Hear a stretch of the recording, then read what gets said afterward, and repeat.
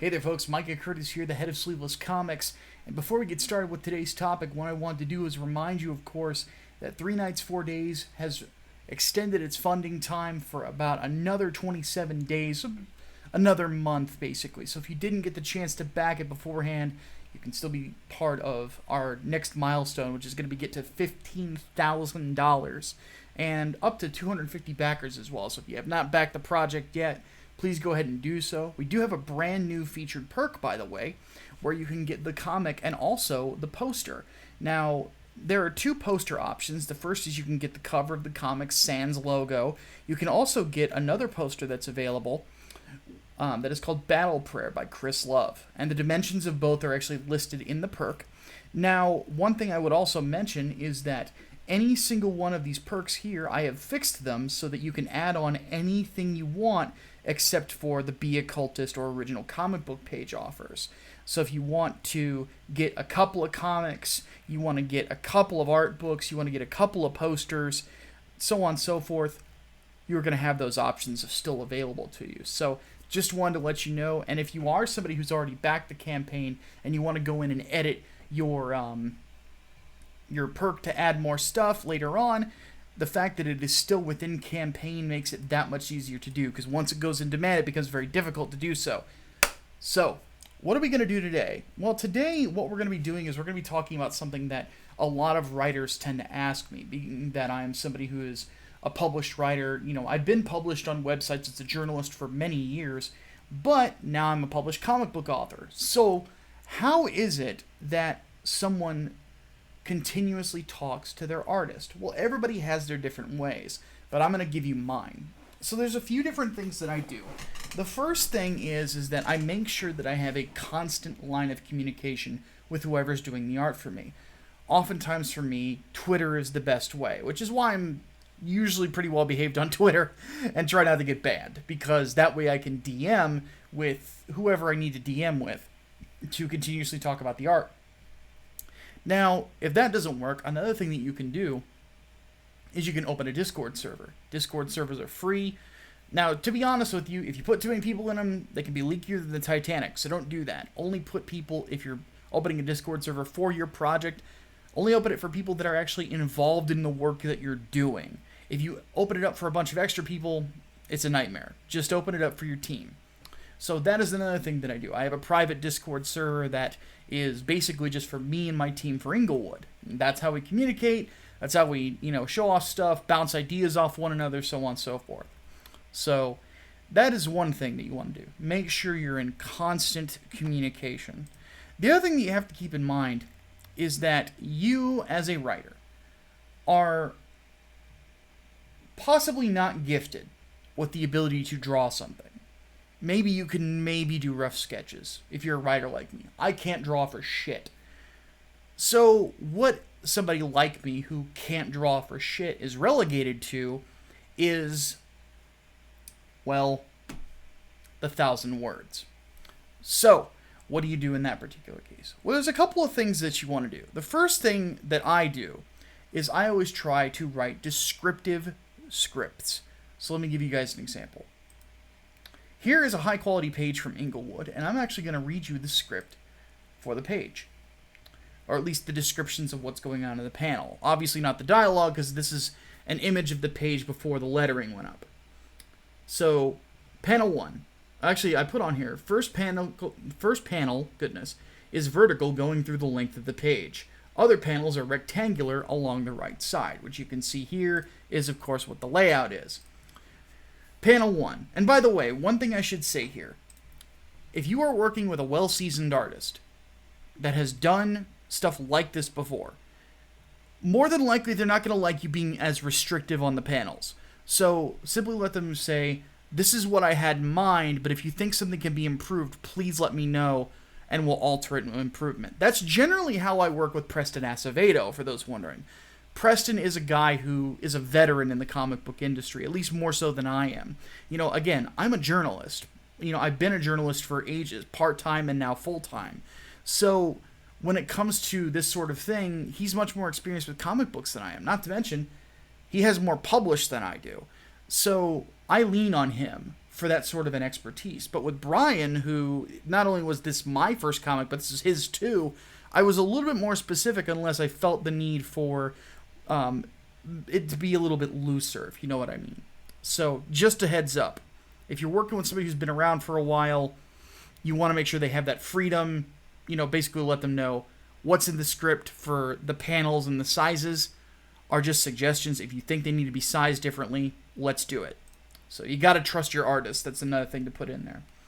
So side panel shows 5 black men in purple shirts, black jeans, and other various bits of streetwear running up a stairwell. That's what's going on. They're blatant gang members, each having gang apparel or tattoos. Each person is carrying a different type of melee weapon. A fire axe, a crowbar, a bat, a lead pipe, and a knife, respectively. Now, you can't see all of them here, but they do show up here in this next panel.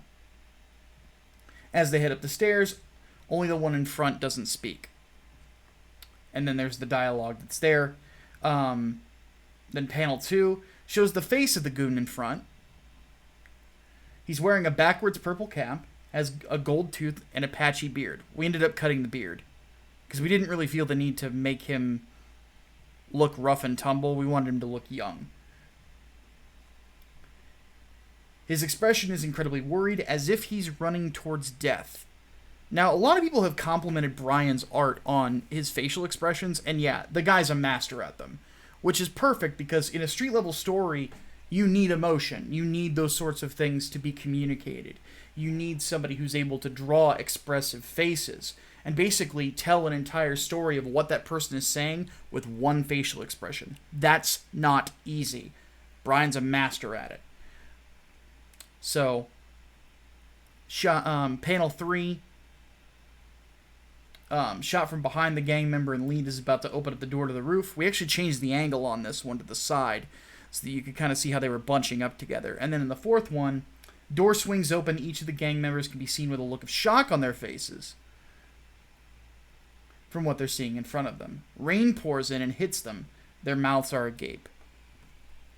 That's the kind of detail you want to give your artist, so that way they have an idea of where you want to go with it. Like I said, things are going to get changed. We obviously made changes from script to page. And, again, you got to trust your artists. But also, one thing that any professional artist will do is whenever they have a page sketched out before they start inking it, when it can still be edited and tampered with, they'll let you know what's going on. If they're not doing that, have a discussion with your artist and ask them to do that for you, because A, they're on your payroll if you're the writer, and B, unless they're the project lead, in which case you're just the contractor, but that's a whole nother discussion. I'm assuming that you're the project lead in this case. But you want to just go with what works best when you're putting the panels together. But make sure that they're in a place where they're communicating with you when the images can still be altered. Granted, if they're working digital like Brian did for half of or 2/3 of this book, it's easier to do. This page was actually done traditional. So that's another suggestion that I would make. Detailed scripts. Finally, character design. Probably the hardest thing to do, because even if you have those 1,000 words, sometimes it's not easy to do. So what I'm going to do is I'm going to give you guys a sneak peek at something. This is the benefit of being a subscriber to this channel, is I'm going to give you sneak peeks on future projects that we're going to be working on. As I've said before, Englewood Book 2 is scripted. I'm in the outline phase of Book 3, which is actually the start of a long arc called City of Assassins, and it lets me design a lot of people. So what I did was I created a design document. Now, I do this with all of my projects at this point. I didn't do one for 3 Nights, 4 Days. I regret not doing it, because it would have made Preston's job a lot easier, but lesson learned. I'm going to do them from now on. And what I did, just to show you guys, is basically I said here, purpose of the document, gather materials and ideas for designs and aid in creation of characters from the Englewood comic, and blah, blah, blah. So in this one, the ninja family that's going to be introduced is called the Kimura family. Kimura is a pretty common surname in Japan, but then again, on the flip side, the Kimura lock also known as a double wrist lock, is a maneuver in jiu-jitsu. So, and of course, the double wrist lock is a wrestling move. That's how I learned it. So, but then again, in wrestling, we used it to pin people. But anyway, and just so you know, if you're ever going to learn jiu-jitsu or any sort of grappling art, and you're in there with somebody who has wrestling expertise, if you're a novice, let them know, because they'll rip an arm off if you're not careful, or they'll choke you unconscious. Because wrestlers are strong dudes, trust me. Their core strength is nuts. Anyway, enough martial arts talk. So, one character that I wanted to create was I wanted to base the characters of the Kimura family, because they are, oddly enough, related to Elijah in a way that will be revealed later. I wanted to actually base them on some of my favorite Japanese wrestlers, specifically ones that had certain styles or have a style and attitude to them. And the two that I'm basing them off of are Io Shirai, who I also think is a babe, and also, why am I forgetting his name? Oh, Kazuyuki, Okada. God, why I always forget his first name. Kazuchi Okada, I believe it is. But anyway. But I wanted to base it on wrestlers with some swagger, and it's Kazuchika Okada, not Kazuchi. Goodness, brain no work today. Anyway, but I wanted it to be wrestlers with swagger, and Io Shirai's initial heel turn that now led her to being the NXT champion definitely gave her a ton of swagger, so that's why I wanted to base it off of her. Not to mention, she's an incredibly agile professional wrestler. She's known as the genius of the skies, and for good reason. Her moonsault is amazing. But anyway, so I'm going to actually base her Mio Kimura's face and hair off of Io Shirai, and a lot of her attitude as well. Just kind of, she's my muse, I guess you could say, for that character. But I needed somebody with a more fit body, so I picked Xia Li from, I think it's pronounced Xia Li, but from NXT, because she's much more fit. So, and yes, it is going to, like, the character will show up as in a bikini in this section. I might do a pinup poster for her, too, when that campaign goes live years from now. But anyway, so what I wanted to do basically was, I always have an actor illusion for every character that I write. So basically what I did was I just included the characters, you know, the actor or actress's face, their body if it's different than the actor, and then just sort of a description of how they're going to look. And then different things like that, like, you know, mask. What do I want to do with the mask? Well, what are the basics? You know, I want it to be a simple-looking mask that fully covers the lower half of her face, similar to Elijah. The basic thing with these ninja is that they are reflections of Elijah, in a sense. Low-tech reflections, because this family, the Kimura family, trained Elijah in jiu-jitsu, trained him in, Japanese jiu-jitsu, I should say. They trained him in judo, trained him in karate, you know, and aided him in his martial arts training for a number of years. What he didn't understand is while he was training with them, some of the obstacle courses and stuff that he would do like that was classic shinobi training, which is why Elijah can fight the way that he does. So, a little bit of a spoiler, I guess. It's not a big spoiler. It's revealed in the coming books. And how the torso I want to look, how I want kind of a plunging neckline, but I want it to be kind of tight like leather, so on and so forth. And I was like, why don't we put like a mesh there on her chest too, so she's covered, but you can still see the outline of her cleavage. Stuff like that. You know, how I want the legs to look, how I want...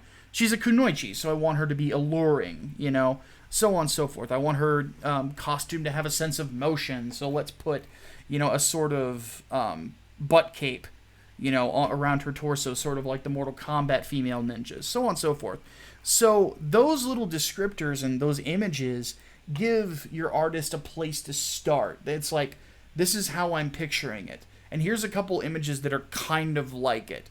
If you're able to provide your artist with those sorts of details, it's that much easier for them to do their jobs, to say the least.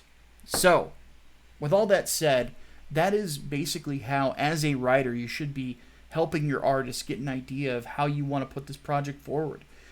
And on top of that, make sure that you're communicating tone in your script, colors, that helps your colorist, sound effects, that helps your letterer, so on and so forth. Make sure you add details, because I really am not of the opinion that too much detail is a bad thing, at least not yet.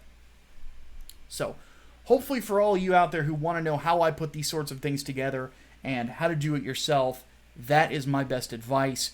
Again, take it from a guy who's only got one published comic, but communication is always key whenever it comes to operating any sort of project. So, with all that said, once again, if you have not backed 3 Nights, 4 Days, the link is in the description. We've got a brand new tier that's featured, plus add-ons for all the other tiers. If you want to just grab one of everything, definitely available to you rather easily on top of that now. So, with all that said, I'm going to take off. My name is Micah Curtis, the head of Sleeveless Comics and also known as Vanilla Grod. I will see you next time.